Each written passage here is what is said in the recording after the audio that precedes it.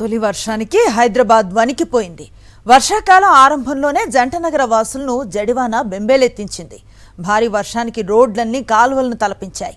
ఒకే ఒక్క వర్షానికి హైదరాబాద్ అస్తవ్యస్తమైంది. ఏటా వర్షాకాలం జోరువానలు పడినప్పుడల్లా రోడ్ల మీద నీరు నిలవటం కామనే. కానీ ఈసారి మాత్రం ఏకంగా ఫ్లైఓవర్ల మీద కూడా వరద నీరు నిలిచిపోయింది. నిన్న కురిసిన వర్షానికి హైదరాబాద్కు తలమానికంగా ఉన్న RTC X road steel bridge వరద నీటితో నిండిపోయింది. కొద్దిసేపు వాహనదారులు ఇబ్బందులను ఎదుర్కొన్నారు. ఇంతకీ బ్రిడ్జి మీద వరద నీరు నిలిచిపోవటానికి కారణాలేంటి? వర్షాకాలం సీజన్కు ముందే వివిధ విభాగాల అధికారులు ప్రమాదాన్ని గుర్తించడంలో విఫలమయ్యారా? మరిన్ని వివరాలను స్టీల్ బ్రిడ్జ్ మీద నుంచి మా ప్రతినిధి సాయి కిరణ్ అందిస్తారు.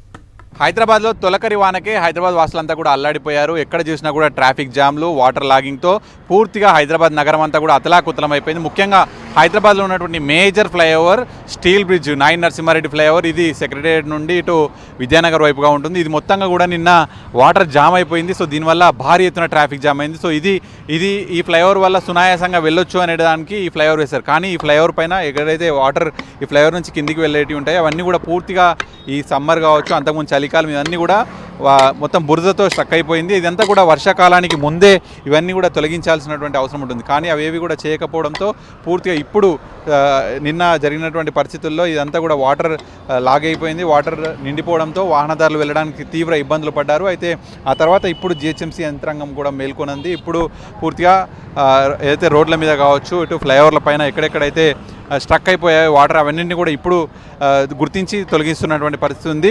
ఇటు స్టీల్ బ్రిడ్జ్ పైన వాటర్ లాగైతే వాటర్ నిండుకుంటే అవి కిందికి వెళ్ళడానికి పూర్తిగా ఇదంతా కూడా దుమ్మంతా కూడా తీసేస్తున్నారు. ఇవి పూర్తిగా ఇక్కడ నుంచి వాటర్ ఈ ఫ్లైఓవర్ మీద నుంచి కిందికి వెళ్ళిపోతుంటాయి. సో ఇప్పుడు వాటర్ అనేటువంటివి ఫ్లైఓవర్ పైన నిలవకుండా కిందికి వెళ్ళిపోయేటువంటి పరిస్థితి ఉంటుంది. కాబట్టి దాన్ని మేము గుర్తించాంలో అక్కడ ఏ సమస్య ఏర్పడదని గుర్తించి దీనిపైన ఒక 100 చిన్న చిన్న హోల్స్ ఉన్నాయి.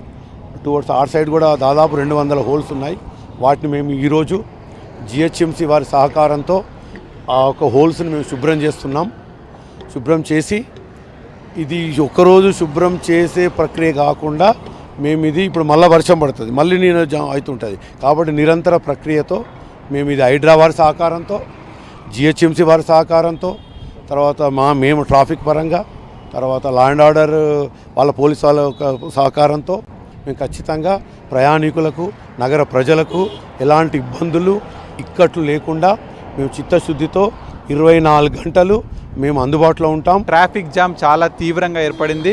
సో ఇట్లా హైదరాబాద్లో ఎక్కడెక్కడైతే వాటర్ లాగింగ్ ఏర్పడిందో దానివల్ల ట్రాఫిక్ తీవ్రంగా ఇబ్బంది అయింది. నిన్న సాయంత్రం 5 గంటలకు ఆఫీసులు ముగిస్తే ఇంటికి వెళ్ళడానికి 10-11 అయింది. సో వర్షాకాలానికి ముందే సమీక్ష సమావేశాలు అనేకం జరిపినా కూడా ఇటువంటివి ముందే ఊహించి అధికారులు ఇట్లా వాటర్ ఎక్కడెక్కడైతే నిలుస్తాయో వాటిని నిలవకుండా చేయాల్సినటువంటి పరిస్థితి ఉంటుంది. ఇది మెయిన్ ఫ్లైఓవర్ ఈ విధంగా ఉంది. చాలా ఫ్లైఓవర్స్ హైదరాబాద్లో అటు అండర్ పాస్లు, ఫ్లైఓవర్లు పూర్తిగా కూడా నరకం చూశారు హైదరాబాద్ వాసులంతా కూడా.